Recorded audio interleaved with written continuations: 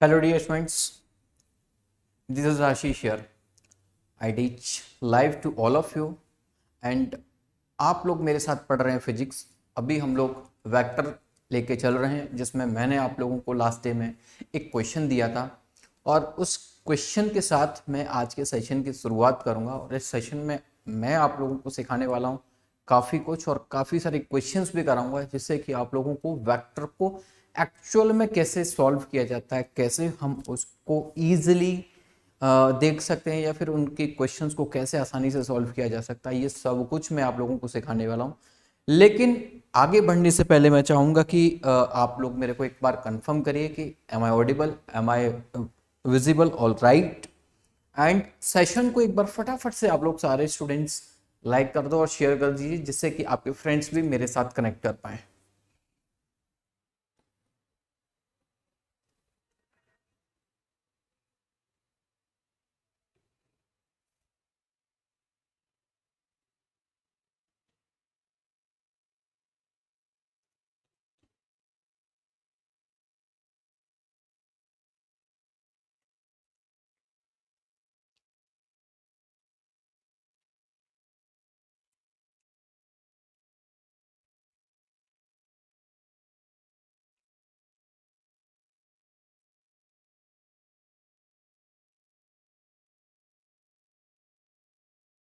चलिए, very well, बहुत बढ़िया भाई यार।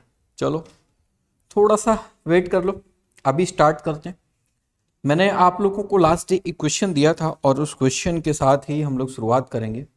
भाई अभी वेक्टर में थोड़ा सा समय और लगेगा क्योंकि वेक्टर जितना आप लोगों को डेप्थ तक पढ़ा दूंगा आप लोग आगे के चैप्टर्स को आसानी से समझ पाओगे और वहाँ डिफिकल्ट से डिफिकल्ट क्वेश्चन को आराम से सॉल्व कर पाओगे। जहाँ पर क्वेश्चन को कॉम्प्लिकेटेड किया जाता है उन क्वेश्चंस को आप आसानी से बना पाओगे।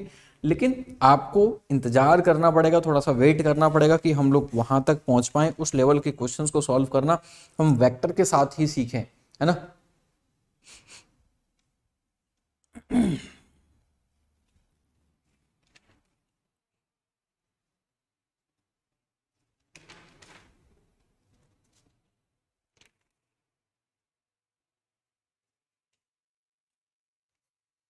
चलिए भाई, सारे बच्चे जुड़ चुके हैं, स्टार्ट करें आज का सेशन। मैं एक बार चेक कर लेता हूं मैंने कौन सा क्वेश्चन आप लोगों के लिए दिया था, उस क्वेश्चन के बाद हम लोग आगे मूव करते हैं। देखो लास्ट डे मैंने आपको ऐसा क्वेश्चन दिया था जिसमें एक वेक्टर दे रखा था और उसके डिफरेंट डिफरेंट डिफरेंट क्वेश्चंस पूछे गए थे जिसमें कि एक आर वेक्टर का मैग्नीट्यूड पूछा गया था जिसको आपने आसानी से निकाला 7 आया। आपने आर वेक्टर की जो यूनिट वेक्टर आर मतलब यूनिट वेक्टर निकाला, आर वेक्टर का यूनिट वेक्टर आप लोगों ने फाइंड किया, आपने कुछ इस तरीके से फाइंड किया, उसका आंसर हमारे सामने कुछ इस तरीके से आया। अब अल्फा बीटा गामा ये आप लोगों को मैंने सिखाया कि अल्फा क्या होता है, एक्स एक्सिस के साथ जो ये वेक्टर होता है, ये जो वेक्टर है एक्स एक्सिस के साथ कितना एंगल बना रहा है उसको हम लोग अल्फा लिखते हैं। वाई के साथ जो है वो कितना एंगल बना रहा है उसको हम लोग बीटा से लिखते हैं। एंड जेड एक्सिस के साथ जो एंगल बना रहा है उसको हम लोग गामा से लिखते हैं। और इसको कैलकुलेट करने का तरीका भी मैंने आप लोगों को समझाया था। आई होप, आशा करता हूं आपको वो वाले सारे पॉइंट्स आपको याद होंगे, है ना। किसी को कोई कंफ्यूजन है देन आप लोग मेरे को बताइएगा, है ना। अब इसमें मैंने आपको काफी सारी चीजें जो पढ़ाई थी वो एक बार फटाफट से रिकैप करता हूं, फिर आगे हम लोग बढ़ेंगे। ठीक है, अल्फा जो है मेड करता है R vector with X axis, beta को मैंने आपको समझाया, ये सब कुछ समझाया। अब इसको हम लोग लिखते कैसे, देखो भाई आपको एक पॉइंट मैंने समझाया था कि आर वेक्टर को R of X, R of Y, R of Z ये सब कुछ लिखने के साथ हम लोग एक्स के साथ में जो भी दे रखा है x I cap, J cap and के कैप हम लोग इस तरीके से अरेंज करते हैं। आर ऑफ एक्स अगर आपको फाइंड करनी होती है, आर ऑफ एक्स का मतलब होता है आर वेक्टर का मैग्नीट्यूड और उसके साथ कॉस अल्फा।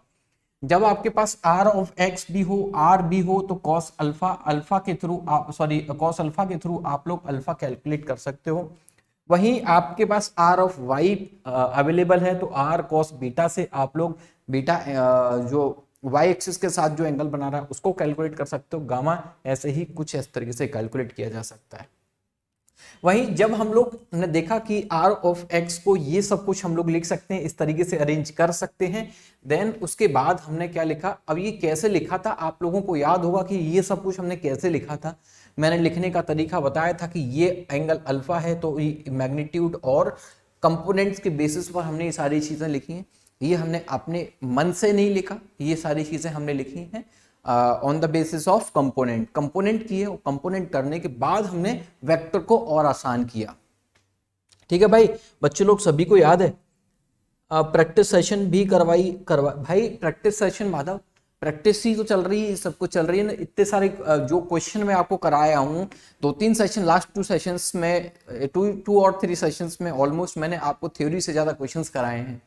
तो आपको सेशन टू सेशन क्वेश्चंस करा रहा हूं, जिससे कि कॉन्सेप्ट सीखने के बाद उस कॉन्सेप्ट को कैसे अप्लाई कर रहे हैं, किस तरीके के क्वेश्चंस आते हैं, वो सब कुछ मैंने आप लोगों को सिखाया है। लेकिन इंतजार करिए, धीरे धीरे सारी कड़ियां आप लोगों की खुलती जाएंगी, लेकिन थोड़ा सा तो वेट करो यार। ठीक है, अब हमने क्या बोला कि सर ये कंपोनेंट के बेसिस पर हमने देखा कि ऐसे लिखा जा सकता है। तो उसके बाद हमने देखा कि दिस इज द, हम r ऑफ x को रिप्लेस करते हैं तो ये सब कुछ होता है। उसके बाद जब हमने देखा कि ये सब कुछ लिखा जा सकता है, r को हमने बाहर ले लिया, cos अल्फा, ये सब कुछ चीजें हम कर सकते हैं। अब r को जैसे ही हम लोग नीचे लेके आए तो यूनिट वेक्टर बन गया। क्या बन गया? एक यूनिट वेक्टर बना। अब जैसे ही ये यूनिट वेक्टर बना तो हमने क्या, देखो r of x, r of y, r of z, इनका स्क्वायर किया और स्क्वायर करके इसको यूनिट वेक्टर के इक्वल कर दिया। क्या कर दिया? यूनिट वेक्टर के इक्वल कर दिया 1। क्या कर दिया? यूनिट वेक्टर के इक्वल कर दिया हमने 1, क्योंकि हम इसका ऑलरेडी कर चुके हैं। अब जैसे ही हमने किया, इसको हम ये लिख सकते हैं, और इसको क्या बोलते हैं, ये चीज मैंने cos अल्फा, cos बीटा, इसको डायरेक्शन कोसाइंस हम लोग यूज करते हैं। ये चीज मैंने आपको सिखाई थी कि किस तरीके से इसको हम लोग लिख सकते हैं। लेकिन जब इसको साइन के फॉर्म में अगर आपको लिखना हो तो साइन के फॉर्म में sine square alpha, sine plus sine square beta plus sine square gamma equals to 2 लिखा जा सकता है। लेकिन कॉस के फॉर्म में भी आपको पता होना चाहिए। कई बार आप लोगों को साइन के फॉर्म में भी वो सारी चीजें पता होनी चाहिए, क्योंकि कई बार क्वेश्चन ऐसा होता है कि जब आप लोगों को फंसा देता है और आप लोग गलती करते हो और वो गलती आपसे आइडेंटिफाई नहीं होती है, तो इसलिए हम लोग सर जब हम इस वाले तरीके से सॉल्व कर सकते हैं तो फिर हमने साइन क्यों सीखा। साइन क्यों सीखा वो चीज मैं आपको बता रहा हूं।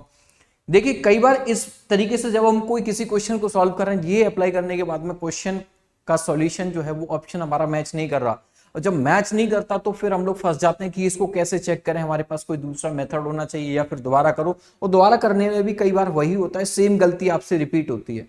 उस जगह पर आप लोगों को ये सारे दूसरे ऑप्शंस पता होने चाहिए कि क्या हम लोग जब हम गलती आइडेंटिफाई नहीं कर पा रहे हैं, हमें मिस्टेक हमारी नहीं मिल रही है, तो क्या हमारे पास कोई दूसरा मेथड है जिसको लगाने के बाद हम ये आइडेंटिफाई कर पाए कि हाँ, क्वेश्चन सॉल्व किया जा सकता है, क्वेश्चन को चेक भी किया जा सकता है अनदर मेथड से। ठीक है, तो चलिए ये पॉइंट मैंने आपको समझाया था, और उसके बाद हम लोगों ने जो किया था कि आर ऑफ दिस इस तरीके से मैग्नीट्यूड निकाला जाता है।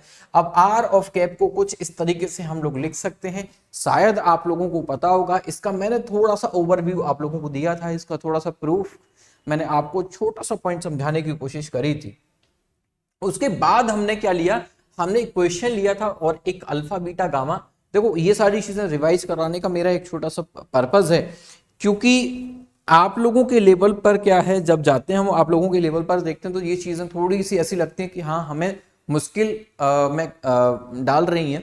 तो जब आप लोग उनको यूज टू हो जाते हो, यूज टू का मतलब जब उनको नंबर ऑफ टाइम्स रिपीट कर लेते हो, तो उससे क्या होता है कि सारी चीजें कनेक्ट होने लगती हैं। जो मैंने लास्ट क्लास में पढ़ा है, विद इन 2 मिनट्स में आप लोगों को उसको रिकैप करा रहा हूं। तो आप लोग आज जो पढ़ोगे तो उसके लिए ऐसा आपके माइंड में नहीं आएगा शायद पढ़ा था लेकिन क्लियर विजन नहीं मिल रहा। भाई, जो पढ़ा था उसका रिवीजन मैंने करा दिया, अब आगे कंटिन्यू कर रहे हैं, सारी चीजों को आगे भी आप लोग कनेक्ट कर पाओगे।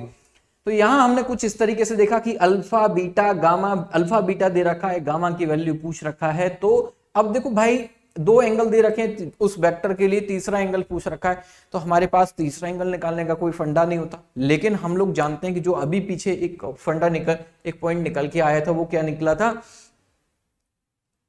cos square alpha cos square beta plus cos square gamma equal to 1 होता है। दोनों एंगल रखा, ये तीसरा पता, ये अननोन वेरिएबल क्या वैल्यू, केवल ये अननोन बची, और इसके थ्रू हमने cos gamma equal to this and वही cos गामा प्लस माइनस 1 2, और इससे हमने गामा की वैल्यू पॉजिटिव, गामा की वैल्यू 60 या फिर 120, दो वैल्यू कैसे हो सकती है, ये आपको पता है कि प्लस हाफ और माइनस के हाफ, इसमें हम टू वैल्यूज को कैसे कंसीडर करते हैं। उसके बाद अगर हम मूव करें, नेक्स्ट क्वेश्चन हमने देखा था अल्फा बीटा गामा, यहां पर हमारे पास तीनों एंगल दे रखे थे और आपसे पूछा था क्या ये पॉसिबल है, ये जो सेट दे दिया, देखो जरूरी नहीं है जो क्वेश्चन में दे दिया उसने अल्फा बीटा गामा किसी वेक्टर के एंगल्स आप लोगों को प्रोवाइड कर दी, किसके एक्स एक्सिस के साथ, वाई एक्सिस के साथ, जेड एक्सिस के साथ, तो इट इज नॉट कंपलसरी कि वो फिक्स है और वो वैसे ही रहने वाले हैं। इट इज नॉट कंपलसरी, जब कंपलसरी नहीं है कि ऐसा हो सकता है कि हमेशा ऐसा ही हो, इट इज नॉट कंपलसरी। जब कंपलसरी नहीं है तो हमें क्या करना पड़ता है भाई, हमें उसको करना पड़ता है चेक। तो हम चेक कैसे करते हैं, तो चेक आप चेक करने का मेथड आप लोग जानते हो, यदि हमने ये चीज सीखी है और इसका LHS लेके चलो और ये इक्वल्स टू 1 आ जाए तो is it possible, sorry this is possible, otherwise ये पॉसिबल नहीं है। हमने देखा था कि जो लेफ्ट हैंड साइड को हमने सॉल्व करने की कोशिश की 3/2 आया था, लेकिन राइट हैंड साइड की इक्वल यानी कि 1 के इक्वल नहीं था, तो हमने कहा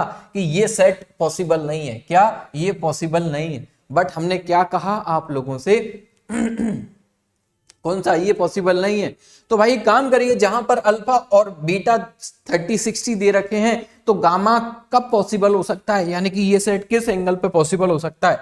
तो हमने एक थोड़ा सा पॉइंट समझने की कोशिश करनी है कि भाई कॉस की वैल्यू कब 0 होती है। देखो सुनिएगा इधर, यहां पर 30 और 60 ये दोनों 90 हो रहे हैं, इन दो अल्फा प्लस बीटा यानी कि एक्स वाई प्लेन में दे रखा है, कोई भी जो वेक्टर है वो एक्स वाई प्लेन में दे रखा है, ये चीज मैंने समझाई।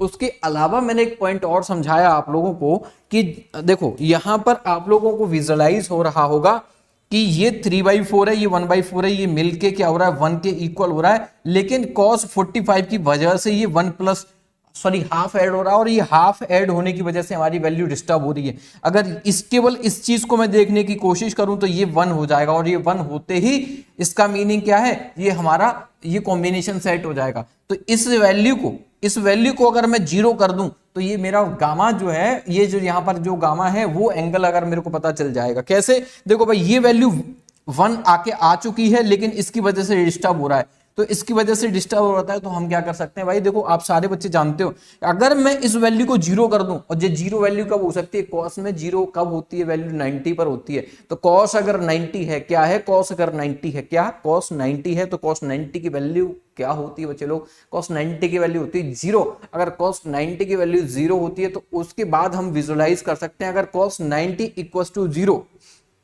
तो हमने कहा कि cos 90 0, तो ये वाला 0, ये 0 और सीधा 1 के इक्वल हो जाएगा। तो इससे हम कह सकते हैं जब अल्फा 30 है बीटा 60 है तो अगर गामा अगर 90 है तो ये सेट पॉसिबल होगा, अदरवाइज पॉसिबल हो ही नहीं सकता, इस केस में नहीं हो सकता।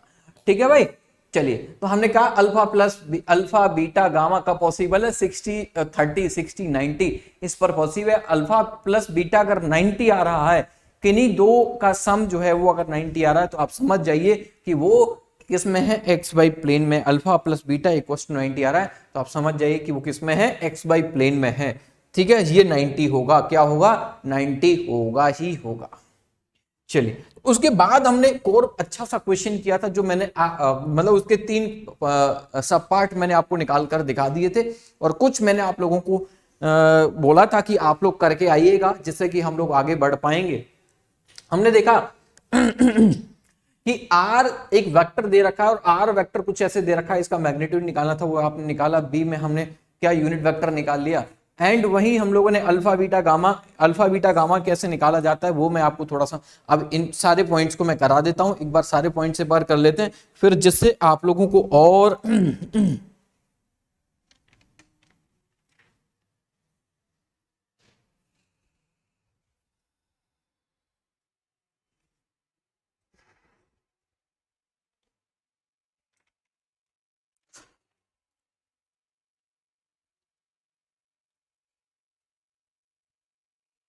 चलिए भाई आगे बढ़े। अगला क्वेश्चन हमारे सामने कुछ इस तरीके से है, जहां पर आप लोगों को एक आर वेक्टर दे रखा है और आर वेक्टर के बेसिस पर अब आपसे क्वेश्चन पूछा गया है और आपको क्वेश्चन फाइंड करना है। ठीक है।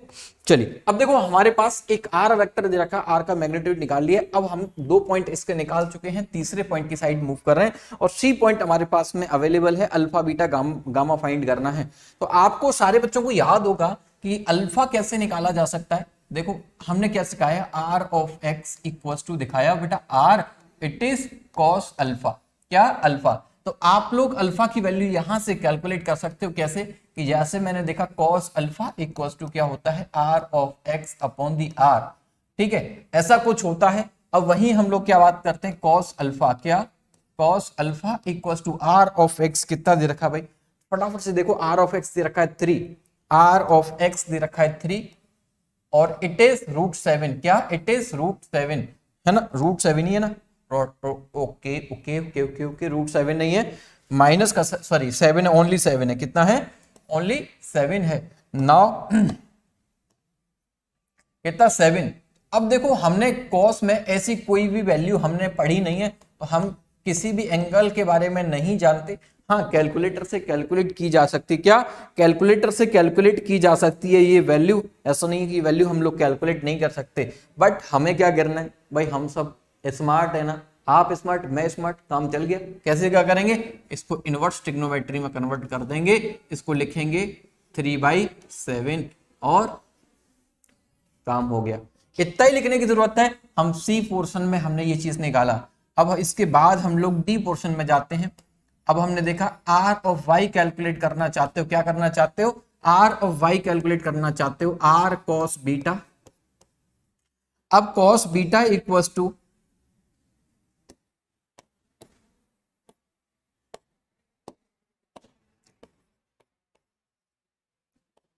है ना R of Y upon R, क्या आर। अब कॉस बीटा के लिए हम क्या करते हैं, देखो आर ऑफ वाई कितना दे रखा है वो आप लोगों को यहां से देखना है, आर ऑफ वाई दे रखा है -6, तो सीधा आप लोग -6 लेके आओगे। मैंने आपको बताया था कि आर ऑफ वाई पढ़ने का तरीका क्या होना चाहिए, सिंपल -6 ही पढ़ोगे, ठीक है। R it is 7 and beta equals to cos inverse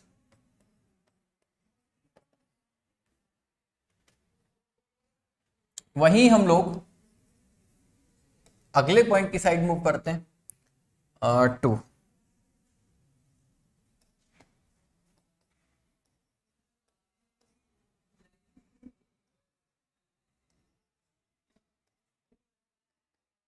ये कितना है 2 और ये कितना आया 7, gamma equals to cos inverse 2/7। तो हमारे पास ये 3 आंसर और मिल चुके हैं, हमें हमारा काम जो है और आसान हो चुका है। ये वाला डी ऑप्शन नहीं है बच्चे लोग, डी ऑप्शन तो कुछ और ही है। अब देखो डी ऑप्शन मैंने आपको दिया था प्रोजेक्शन ऑन एक्स एक्सिस। अब projection of on X axis कैसे कैलकुलेट किया जाता है वो आपको याद रखना है भाई। प्रोजेक्शन ऑन एक्स एक्सिस पर आपको प्रोजेक्शन फाइंड करना है। तो प्रोजेक्शन का मीनिंग, इसका मीनिंग क्या होता है, आपको वो पॉइंट निकालना भाई। अगला क्वेश्चन क्या है वो, C D D, projection on an axis, X axis हम लोगों को फाइंड करना है। इसका मीनिंग क्या होता है,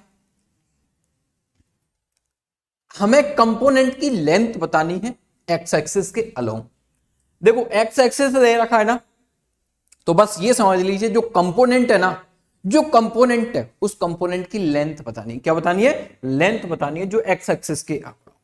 तो बस सिंपल सा आप लोगों को जवाब देना है, वो क्या देना है जवाब। देखो एक्स एक्सिस के अलोंग लेंथ कितनी है, यानी कि मैग्नीट्यूड कितना है, तो बोले तो कितना है 3। सिंपल जवाब देके आगे बढ़ जाओ, कितना बेटा 3 है।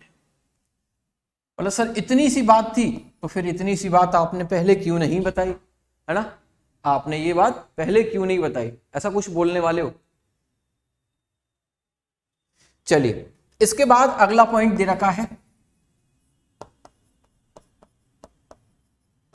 Projection on y axis, projection on Y axis. अब वाई एक्सिस पे बच्चे लोग जल्दी बता दो, जल्दी से बता दो।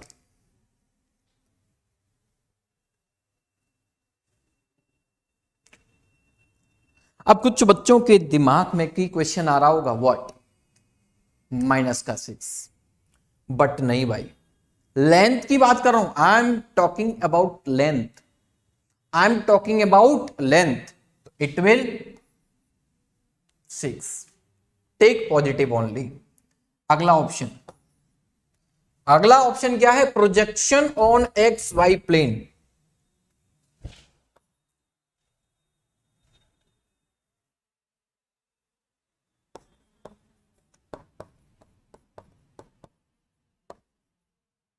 Projection on X Y plane.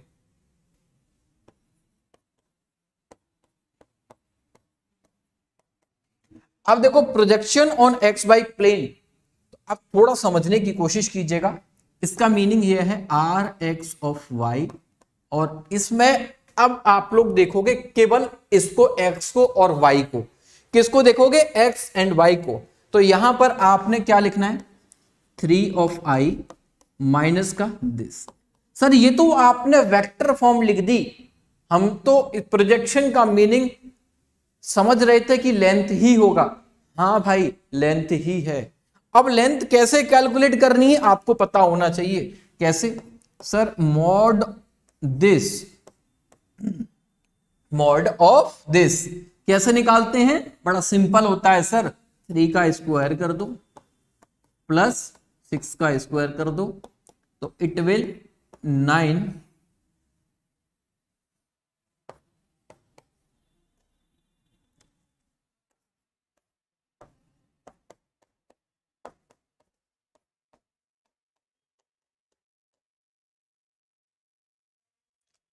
नहीं था, 6 का 36, सॉरी।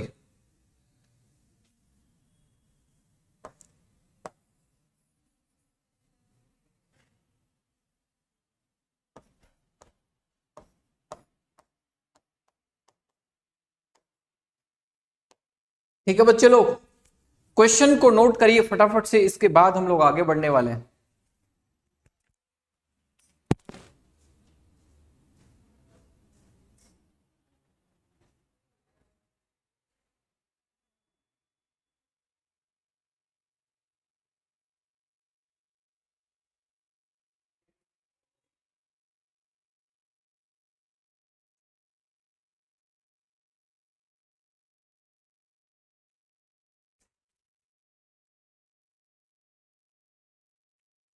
चलिए भाई, इसके बाद हमने नोट कर लिया, इसके बाद आगे बढ़े। अब अगला क्वेश्चन एक और दे रखा है जिसको आप लोग आराम से निकाल सकते हो, projection on Y Z plane.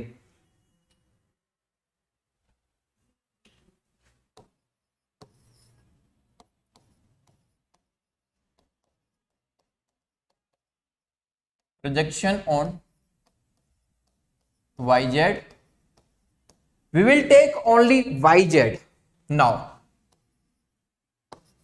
Are Y Z. इसको कैसे लिखेंगे बच्चे लोग, जल्दी से बता दो। अब देखो y कितना है? -6 + 2, तो वाई जेड माइनस का, ठीक है। इसके बाद इसकी लेंथ हमें बतानी है,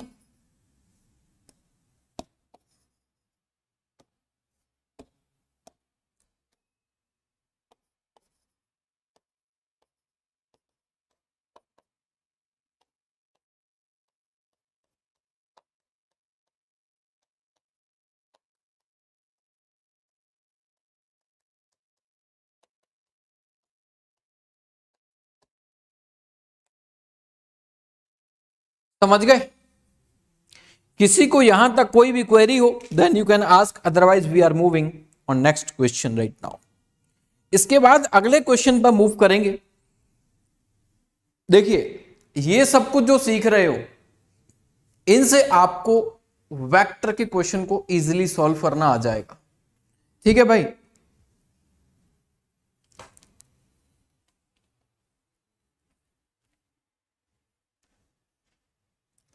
चलिए नेक्स्ट क्वेश्चन की साइड मूव करते हैं।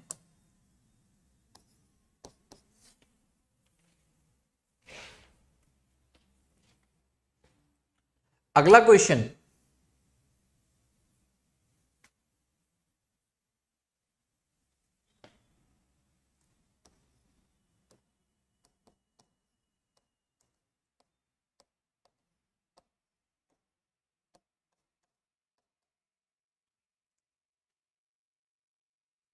ठीक है। उम्मीद करता हूं ये सारे क्वेश्चंस को आप लोग आसानी से सॉल्व कर पा रहे होंगे। यदि नहीं कर पा रहे हो तो मेरे को एक बार बोलिए, then I will explain every question.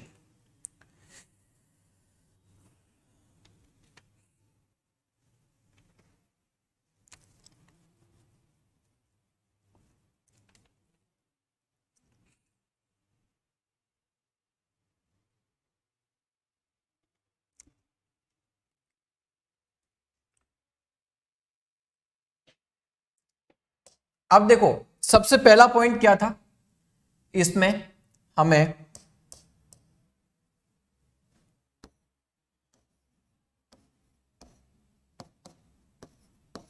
A point था, ये मैग्नीट्यूड निकालते हैं। कैसे निकाला जा सकता है? अब देखो, फॉर्मूला नहीं लगाऊंगा,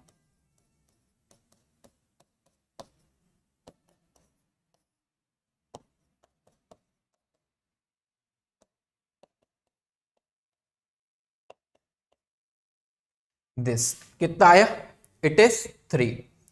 इसके बाद अगले पॉइंट में क्या निकालना था, आर कैप निकालना था। सारे क्वेश्चन वही रिपीट कर रहे हैं जो हमने पिछले वाले में निकाले थे, बस वेक्टर इस बार चेंज कर दिए, बाकी सारी चीजें सेम रखी हैं। आपने कैसे सीखा, R cube R vector mod of R vector. इसमें क्या होता है भाई, इसमें आपने क्या लिखना है, 2i 2j माइनस का k अपॉन आर वेक्टर कितना निकल के आया। जैसे देखो, अब ये निकाल चुके हैं इसलिए मैंने सीधा इसको पुट कर लिया, इसको 2/3i कैप। कितनी जल्दी होगा वो आप लोग देखिएगा।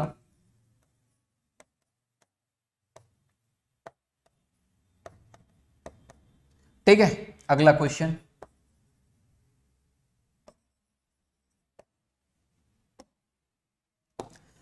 नेक्स्ट क्वेश्चन क्या था, आपने अल्फा बीटा गामा निकालने थे, अल्फा बीटा गामा निकालने थे। अल्फा बीटा गामा निकालने के लिए कॉस अल्फा कितना है, this the R of X equals to 2 and R कितना आया 3। यहां से अल्फा इक्वल्स टू कितना आ गया बेटा, अल्फा इक्वल्स टू आ गया cos inverse 2/3 cos beta equals to कितना है, इट इज 2/3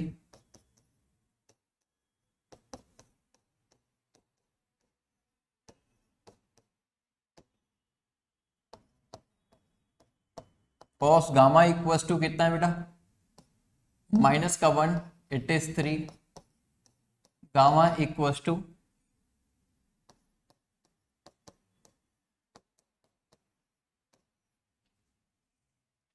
ठीक है, सी भी निकाल लिया। देखो, जो हमने पिछले क्वेश्चन में जितना टाइम लिया उतना टाइम हमें यहां लेने की जरूरत नहीं पड़ रही, हम फास्टली क्वेश्चंस को सॉल्व कर पा रहे हैं। और यही होता है आप लोगों की प्रैक्टिस से। जब आप लोग प्रैक्टिस कर लेते हो तो आप लोगों के लिए क्वेश्चंस को करना आसान हो जाता है। अब डी ऑप्शन पर जा रहे हैं और डी ऑप्शन में हमने क्या निकाला था भाई, देखो अब अगला जो क्वेश्चन था वो था projection on X axis, projection on Y axis. अगर हम इनको चलो निकाल ही लेते हैं भाई, एक काम करते हैं, प्रोजेक्शन ऑन एक्स एक्सिस कितना है बेटा 2 है। ई पॉइंट में क्या निकाला था,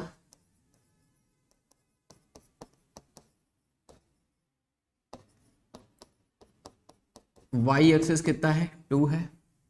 एफ में हमने क्या निकाला था, projection on X Y plane तो हमने कैसे लिखा था इसको, आर वेक्टर एक्स वाई। बताना क्या होता है, मैग्नीट्यूड बताना होता है, तो मैग्नीट्यूड निकालोगे इसका, क्या निकालोगे, मैग्नीट्यूड निकालोगे। कैसे निकालोगे, इट इज 2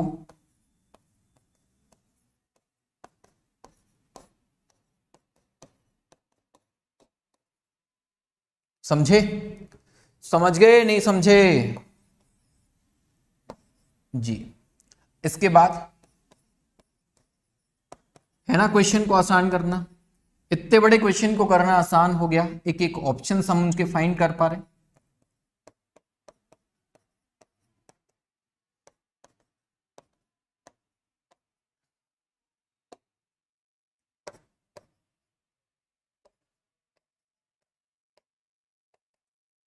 टू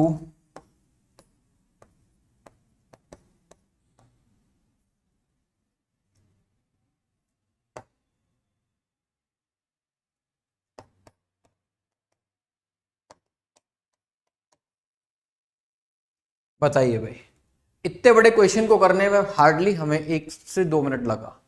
ठीक है, कितने भी पार्ट निकलवा लीजिए, हमें कोई फर्क नहीं पड़ता, कुछ भी जो पूछना चाहते हो पूछ लीजिए, हमें कोई फर्क नहीं पड़ना चाहिए उससे।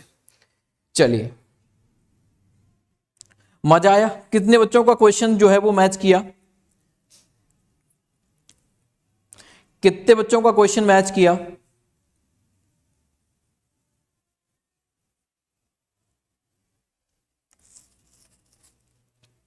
चलो अब एक कमाल करते हैं, इस बार क्वेश्चन को चेंज करते हैं, इस बार जो दे देते हैं आप लोगों को,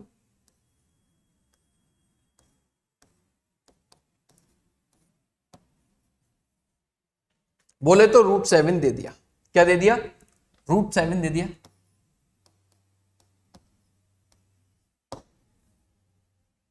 बीटा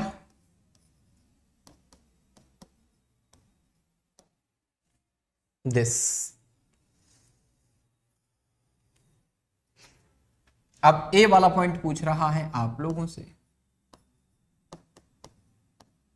एक और क्वेश्चन बोल रहा है, एक और क्वेश्चन बोल रहा है,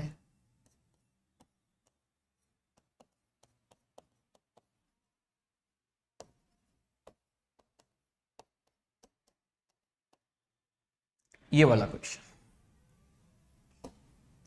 चलिए भाई ट्राई करिए अपने लिए, एक बार काम भी करना है तुम्हें, फटाफट से ट्राई करना है, कर सकते हो, कर सकते हो तो बोलिए, अदरवाइज हम क्वेश्चन को सॉल्व करेंगे।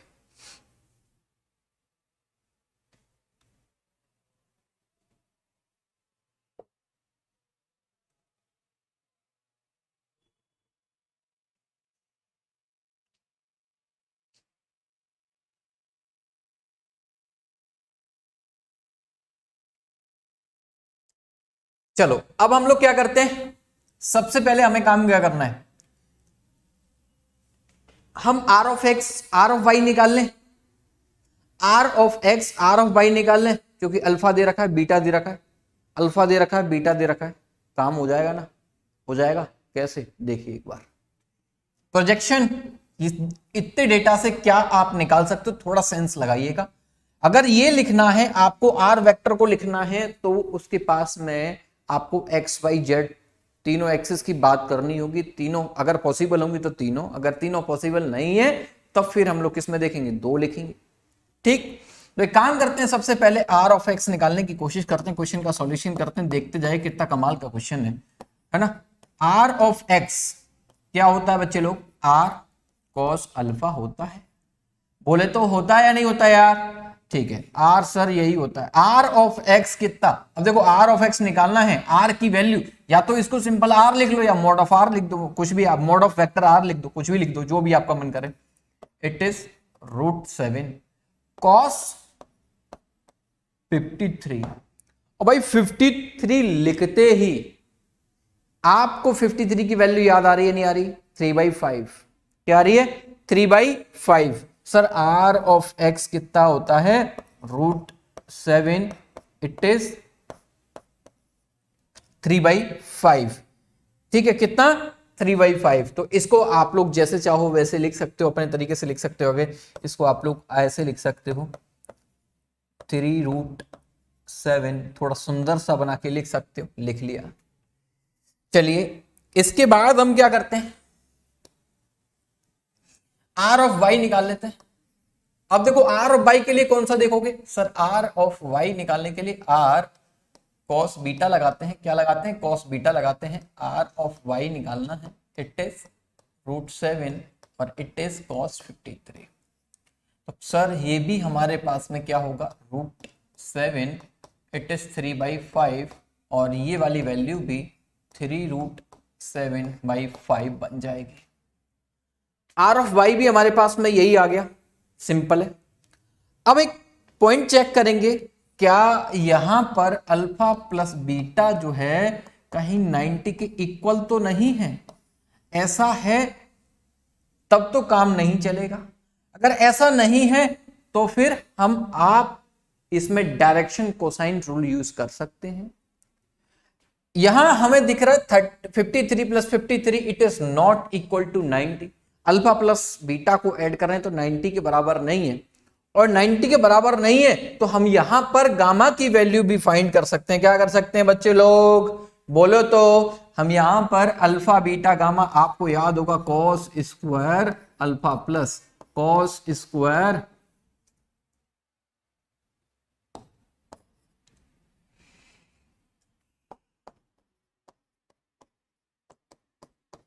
cos square gamma equals to we can use, yes और नो, बोलो तो।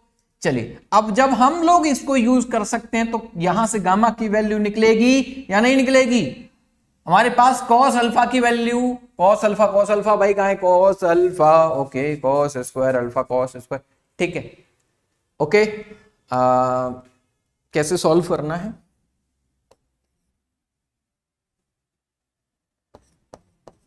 cos 53 का होल स्क्वायर, cos 53 का whole square cos square gamma equals to 1।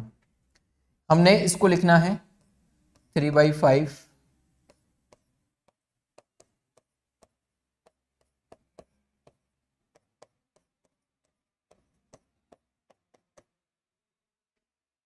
समझ में आया, इतना इतना क्लियर हुआ क्या, इट इज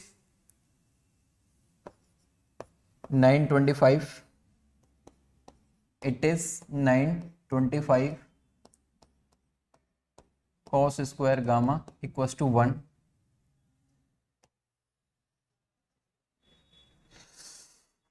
इसको हम लिख सकते हैं 18/25 plus cos square gamma equals to 1, cos square gamma equals to 1 minus 18/25 cos square gamma equals to 25 minus का 18 that is 25 cos square gamma equals to, हम यहाँ पर लिख सकते हैं 7/25, 7/25 and cos gamma equals to √7/5। हमारे पास ये वैल्यू आ गई। अब हमारे पास एक और पॉइंट भाई समझ में नहीं आया हमें, व्हाट, क्या, कि सर हमें गामा की वैल्यू निकालने की जरूरत है क्या, एंगल की वैल्यू निकालने की जरूरत है। कैलकुलेटर से आप निकाल सकते हो, बट हमें इस क्वेश्चन के लिए एंगल की निकालने की जरूरत नहीं है। जो चीज हमें निकालने की जरूरत थी वो हमने निकाल ली है, काम चल जाएगा।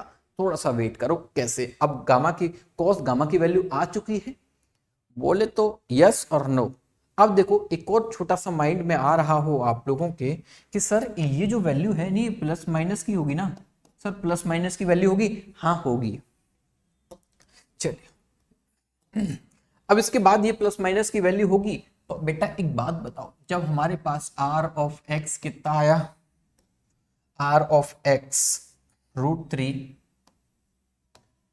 सॉरी 3, अभी क्या है 3√7/5, आर ऑफ वाई 3√7/5। बेटा क्या आर ऑफ जेड निकाल सकते हो? सर नहीं है हमारे पास, बट निकाल सकते। कैसे? आर, उसके बाद लगा दो कॉस गामा। अब कॉस गामा सर यू, अब समझ में आया आप क्यों बोल रहे थे। आर की वैल्यू कितनी है बच्चे लोग? आर की वैल्यू है √7। कितनी? 7। कॉस गामा की वैल्यू √7/5। √7/5। आर जेड की वैल्यू कितनी? बोले 7/5। मजा आया ना? बोलो तो। सर ये तो चाहिए था। अब ये वैल्यूज हमें मिली और यही हमें हेल्प करेंगी। बट अभी आपके दिमाग में आ रहा होगा सर यहां पर प्लस या माइनस, प्लस या माइनस। तो एक काम करना है बच्चे लोग आपको, क्या, जब इन वैल्यूज को आप रखोगे तो प्लस माइनस दोनों साथ में रख लीजिए।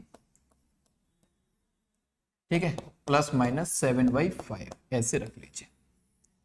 एक बार प्लस एक बार माइनस। अब आपसे क्या पूछा था?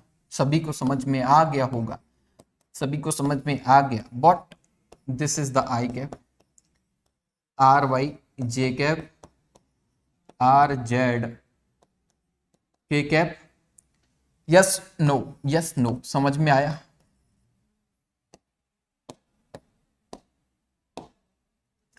बोले कहाँ है? Root root root root 3√7।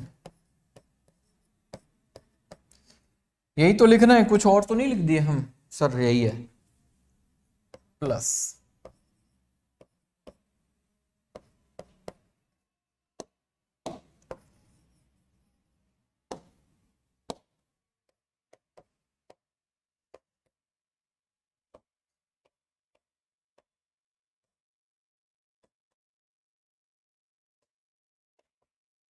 अब जैसे ही यहां जो पॉइंट लिखने जा रहे हो आप, एक बार प्लस एक बार माइनस दोनों लिख सकते हो, या फिर आप सिंपल देखो भाई ऐसे लिख लो। मुझे लगता है 7/5 ये ज्यादा सही होगा।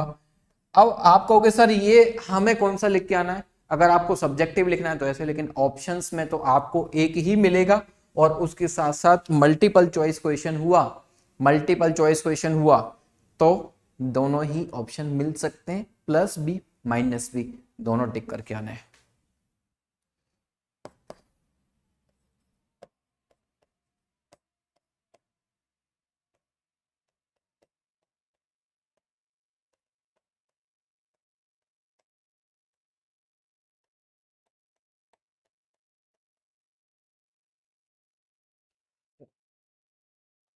ये रहा आंसर।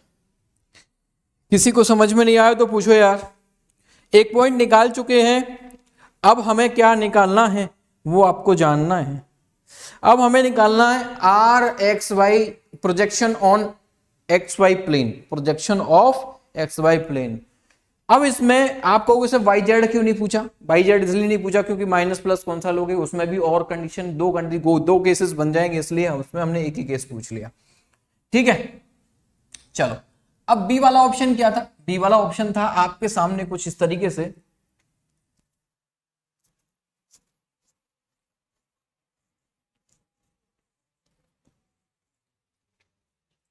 आई वाला ऑप्शन देखिएगा एक बार।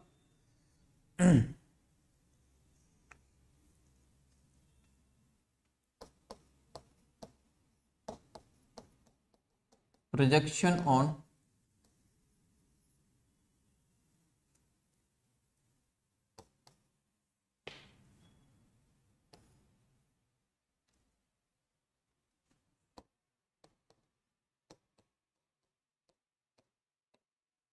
X Y plane, projection on X Y plane. तो इसमें आपको लेंथ बतानी है, और लेंथ कैसे निकालोगे? This.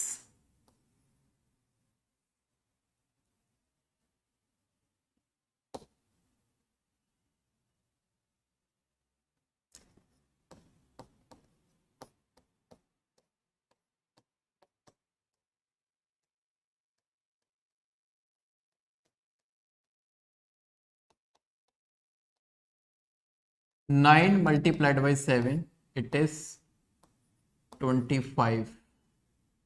9 multiplied by 7 it is 25।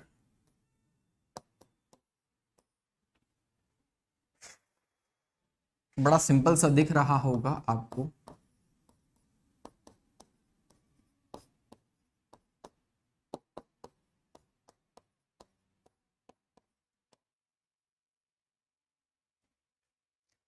समझे भाई? आप लोगों को अपना लेवल मेंटेन करना पड़ेगा। अगर लेवल मेंटेन नहीं कर पाओगे तो लड़ाई नहीं लड़ पाओगे।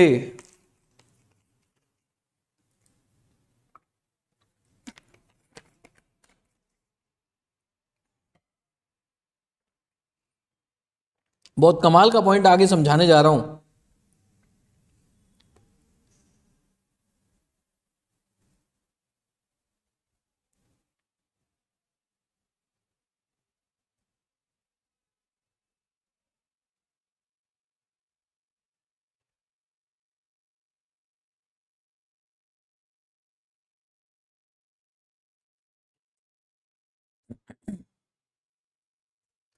चलिए अगला point, most most most important.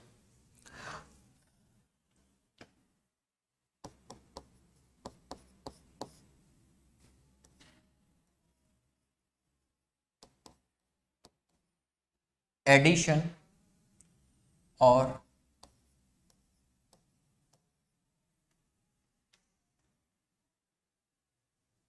Subtraction.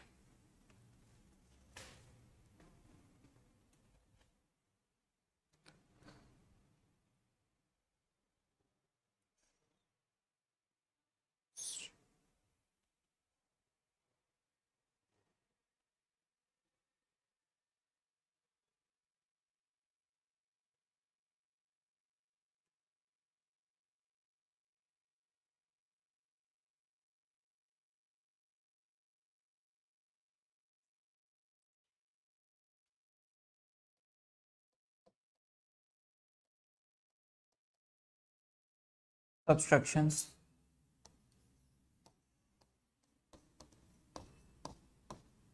अब देखो सर, इतने दिनों से आपने पढ़ाया, अब फिर भी यही पढ़ना पड़ रहा है क्या? अब देखो, मैंने आपको सिखाया किसी भी वेक्टर के कंपोनेंट करिए और फिर उसको आप लोग एक्स वाई जेड जो भी एक्सेस दे रखे हैं उसके बेसिस पर उसकी डायरेक्शन से फॉर्म में आई कैप जे कैप के फॉर्म में लिखिए, ऑर्थोगोनल वेक्टर्स के फॉर्म में लिखिए उसको। उसके बाद आप लोगों को एडिशन और सब्ट्रैक्शंस करने हैं तो बड़ी आसानी से कर पाओ। कैसे करना है वो मैं आपको सिखाने जा रहा हूं। लेट अस सपोज दैट आपके पास कोई एक ए वेक्टर दे रखा है। क्या दे रखा है? कोई ए वेक्टर दे रखा है। अब मानकर चलिए इसमें ये दे रखा है, इसका जो ए वेक्टर दे रखा है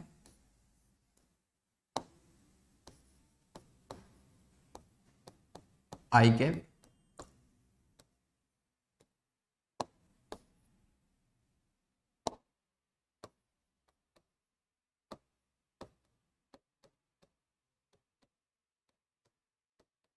के कैप।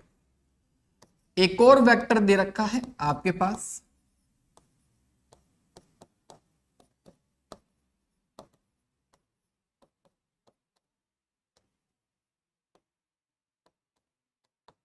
दिस।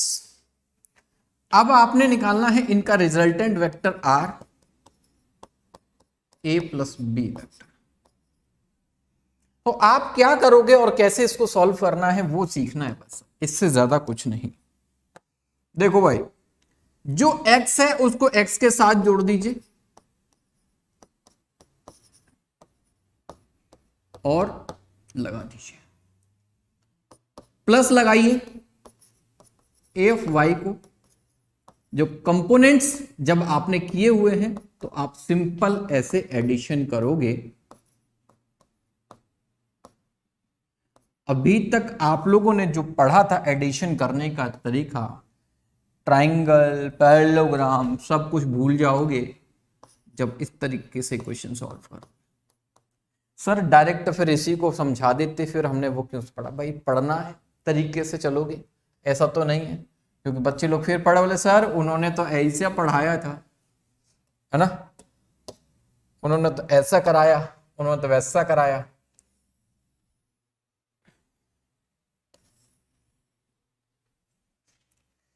फील आया। इसी जगह पर आप लोगों को बोला जाए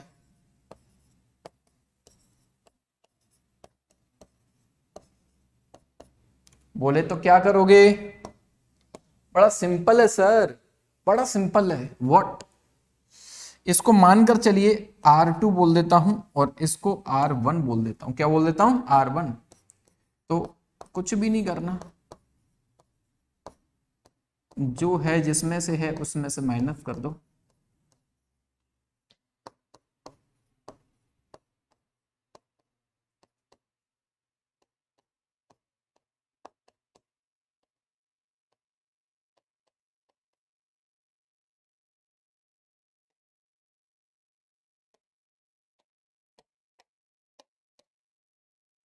बस नोट करिए इतना, इसके बाद हम लोग आगे बढ़ेंगे। आज से आपके पास दो वेक्टर दे रखे हैं, वो एक्स वाई जेड के फॉर्म में कुछ इस तरीके से दे रखे, तो आपने एडिशन करने का मेथड ये अपनाना है और सब्ट्रैक्ट करने का तरीका ये अपनाना है, और कुछ भी नहीं। हमने कहा था कि जो शांति से बैठा रहेगा उसको बहुत कुछ मिलने जा रहा है आज के सेशन में। अब इसका एप्लीकेशन में आपको अभी एक क्वेश्चन के साथ सिखाऊंगा, कितना मजा आएगा अब वो आप लोगों को डिसाइड करना है। फटाफट से नोट करिए क्वेश्चन।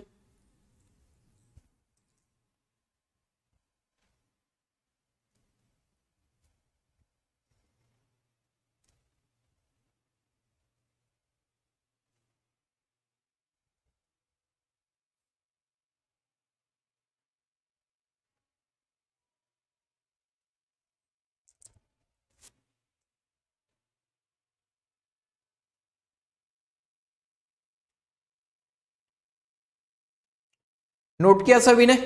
बढ़े आगे, एक क्वेश्चन के साथ शुरुआत करते हैं। बहुत अच्छा सा क्वेश्चन है।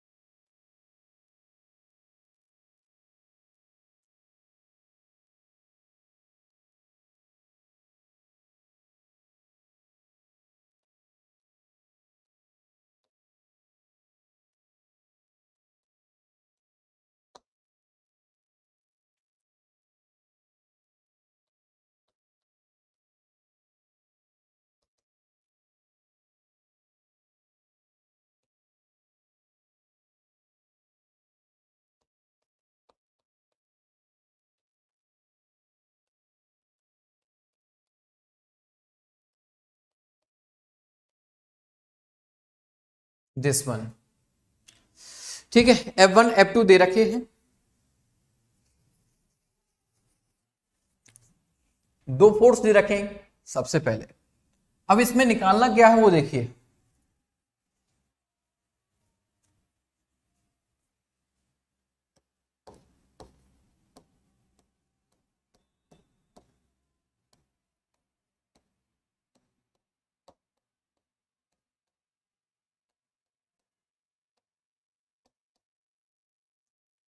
F1 और F2 इन दोनों वेक्टर को कंपोनेंट्स में रिजॉल्व करना है सबसे पहला। तो हम इसको भूल जाते हैं, इस वाले वेक्टर को कंसीडर कर लेते हैं। अब देखो, इसका एक तो x कंपोनेंट और ये एक y कंपोनेंट, या फिर एक हॉरिजॉन्टल एक वर्टिकल कंपोनेंट, हाँ या ना? यस और नो? इतना पॉइंट समझे? इतना पॉइंट दिमाग में गया क्या? तो सबसे पहले हम लोग क्या करते हैं, याद होगा एक्स कंपोनेंट हमारे पास F1 cos 37, ये क्या है? ये हॉरिजॉन्टल एक्स एक्सिस पे कंपोनेंट है आई के। F1 जो मैग्नीट्यूड है उसके साथ वन मोर, अब दिस इज दिस क्या 30 sin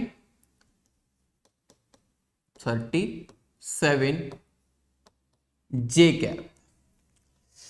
इतना पॉइंट सभी के दिमाग में गया क्या? अब F1 वेक्टर में लिखना चाहता हूं तो F1 का मैग्नीट्यूड कितना 10, cos 37 की वैल्यू कितनी? cos 37 की वैल्यू 4/5 आई कैप। इस F1 की मैग्नीट्यूड कितना 10, sin 37 की वैल्यू कितनी sir 3/5, it is J cap. Okay, then F1 vector कितना निकल के आ गया भाई 2 कटा 2 8 आई कैप। उसके बाद इसको लिखोगे तो 2 2 3 6 जे कैप। रिजॉल्व हो गया। F1 वेक्टर को उसके कंपोनेंट में ब्रेक करके आप क्या लिख सकते हो 8 आई कैप प्लस 6 जे कैप। ओके, पहला वेक्टर हमने रिजॉल्व कर लिया। दूसरे वेक्टर को रिजॉल्व करने वाले जिसने यहां से नजरें हटाई उसका गेम ओवर, समझ लो। जो अब तक पढ़ा है उसको अकेली एक क्लास सॉल्व कर देगी, बस खत्म। अब देखो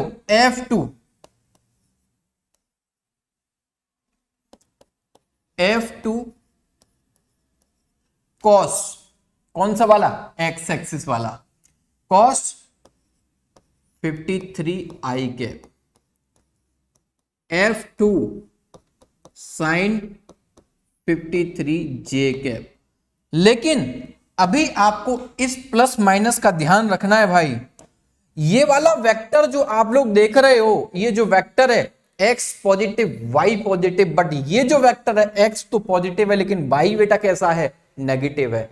दैट्स वाई जो इसका वर्टिकल परपेंडिकुलर कंपोनेंट है ये वाला कैसा है माइनस है। आपको बताया था ना ये वेक्टर कौन से क्वाड्रेंट में, फोर्थ क्वाड्रेंट पे y की वैल्यू नेगेटिव होती है, x की वैल्यू पॉजिटिव होती है, याद है ना। चलिए तो यहां पर हमने क्या लिया माइनस, ये क्या है इट इज 20। cos 53 की वैल्यू, cos 53 की वैल्यू जल्दी बताओ तो 3/5 आई कैप माइनस 20 साइन 53 की वैल्यू 4 वो 5 दिस कैप। ओके 5 से 5 कैंसिल 3 4 4 12, ठीक है 12 ओकेज एंड ये कितना 4 4 एंड माइनस का 16। अब आपके सामने F2 वेक्टर कितना आ चुका है सर, F2 वेक्टर कितना आ चुका है। इन दोनों फोर्स का कुछ ना कुछ रिजल्टेंट ही होगा। अब इसको आप लोग पैरेललोग्राम से करोगे, उस मेथड से करोगे, है ना। उसको सिंपल मेथड से कराएं तो कैसा चलेगा, चलेगा ना सर, वही तो चाहिए, सिंपल मेथड ही तो जानना है, इतना सब कुछ क्यों करना।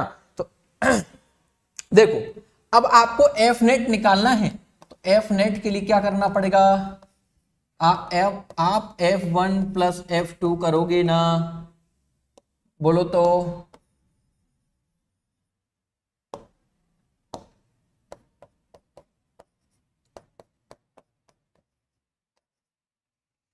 अब जब आपको ये सब कुछ करना है एफ नेट, अब देखो it is 12 it is 8 20 I cap. अगर इसको तोड़ के लिखना है तो तोड़ के लिख सकता हूं, एक स्टेप और बढ़ा दे सकता हूं भाई, इससे ज्यादा कुछ नहीं कर सकता मैं। लेकिन ओफो कहां गया, अब कितना भाई, 8 + 12, 8 + 12 आई कैप। वन मोर दे रखा है इसमें 6 प्लस का है माइनस का 16 है, प्लस लगाओ 6 माइनस का 16 है, -16।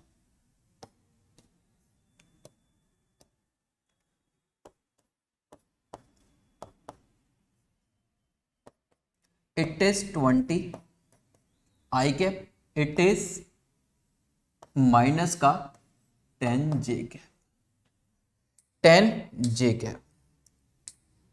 एफ नेट निकल कर आ चुका है। क्या एफ नेट निकल कर आ चुका है।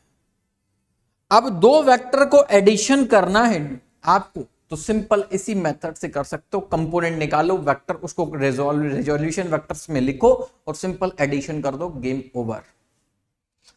ट्रायंगुलर लगाने की जरूरत है क्या? एक काम कर सकते हो, क्या कर सकते हो सर, इसको हम, आपने एक फॉर्मूला बताया था a² + b² समथिंग समथिंग, उससे वाले से करना है तो कर लो। आगे क्वेश्चन का सॉल्यूशन और बढ़ाते हैं, मतलब इसको फर्दर आगे बढ़ाते हैं। अगला क्वेश्चन पूछा है आप लोगों के साथ resultant.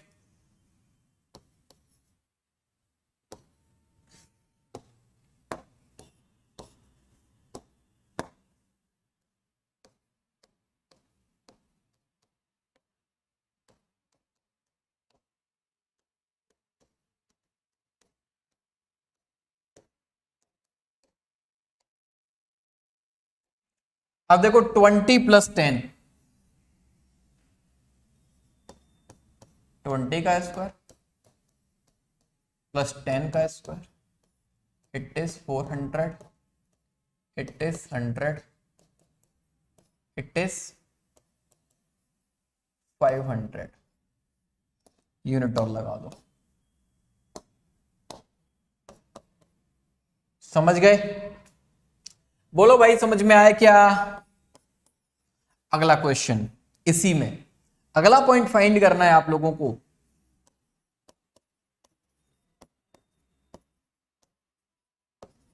Angle made by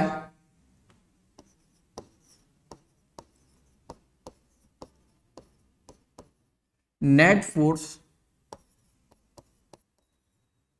with X axis. अब एक पॉइंट में मैं फंसाना चाहता हूं आपसे भाई। अब आपसे एंगल पूछा है, क्या पूछा है? एंगल पूछा है। रिजल्टेंट जो भी वेक्टर होगा, इन दोनों के बीच का कोई भी एंगल होगा, इन दोनों के बीच का मतलब दोनों दो वेक्टर हैं, इनका कोई रिजल्टेंट वेक्टर होगा। अब उस रिजल्टेंट वेक्टर का एंगल पूछा है, वो बनाऊंगा, अभी चिंता ना करो, इसका डायग्राम बना के दिखाऊंगा आप लोगों को। किसका? जो रिजल्टेंट वेक्टर होगा इन दोनों वेक्टर का, उसका एंगल पूछा है एक्स एक्सिस के साथ में। F1 और F2 वेक्टर के साथ नहीं पूछा, एक्स एक्सिस के साथ में एंगल पूछा है। तो एक्स एक्सिस के साथ एंगल निकालने का कोई भी अभी तक फॉर्मूला आप लोगों ने नहीं पढ़ा, but how can you calculate this? तो समझिए भाई, बहुत आसानी से सॉल्व कर सकते हो अगर आप लोगों ने इसको ध्यान से सुना तो।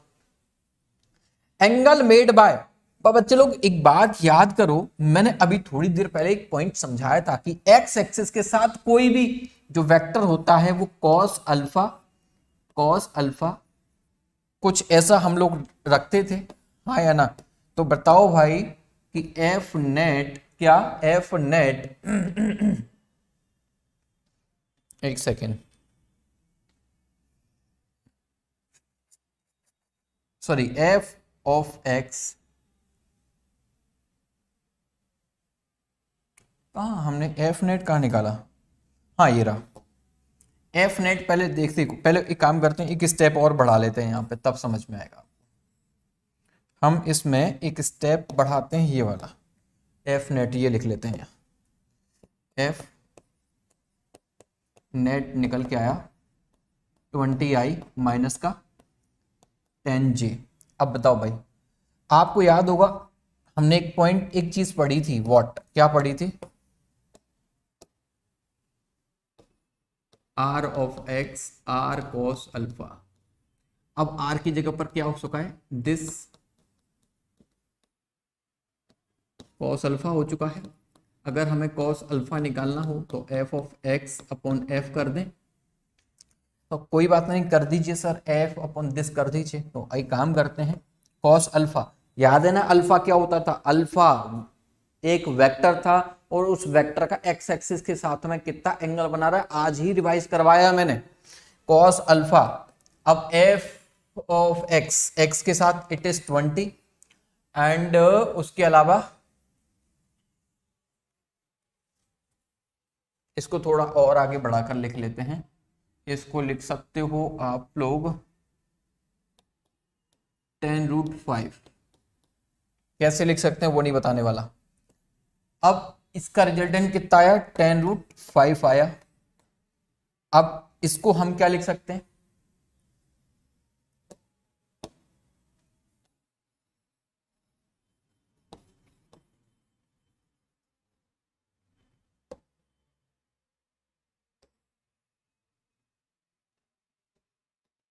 cos alpha equals to 2√5, alpha equals to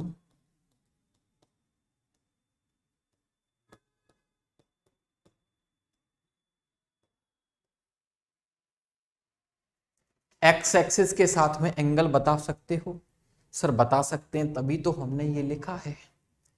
निकल के आ गया भाई, सभी को समझ में आया। अब इसमें एक पॉइंट और अगर आप लोगों से ऐड करने के लिए बोले कि भाई अगला क्वेश्चन ई ऑप्शन भी बता दीजिए, इसमें F1 वेक्टर माइनस का F2 वेक्टर निकाल दो, ठीक है।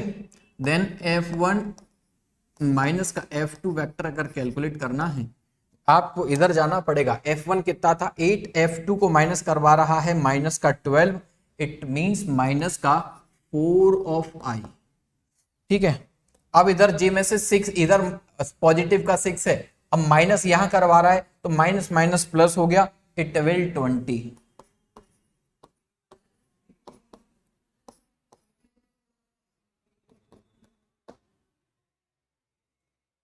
6 + 22 22, 6 + 16 इज 22, ठीक है भाई, समझ में आया नहीं आया। अब आप लोगों से इस क्वेश्चन को और आगे बढ़ाने की बात करी है उसने, और वो क्या है वो मैं आपको समझा देता हूं। आपने 4 पॉइंट्स इससे निकाल लिए, तो एक तो एफ नेट निकाला, angle mid by x axis निकाल लिया, तीसरा पॉइंट आपने निकाला डिफरेंस निकाला दोनों का, यानी ए F1 माइनस का F2 निकाला।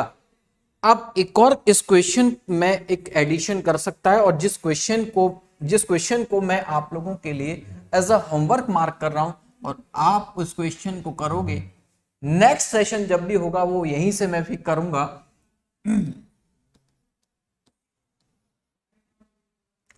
Find the third vector,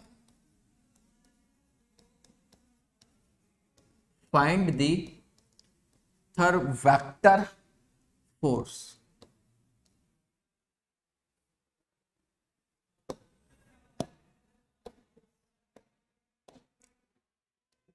vector force, so that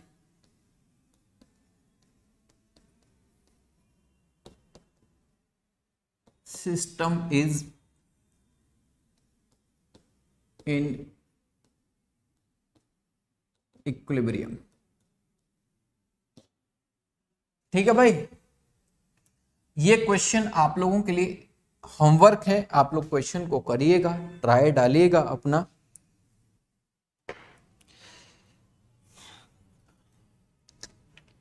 अभी तो बहुत कुछ बाकी है भाई।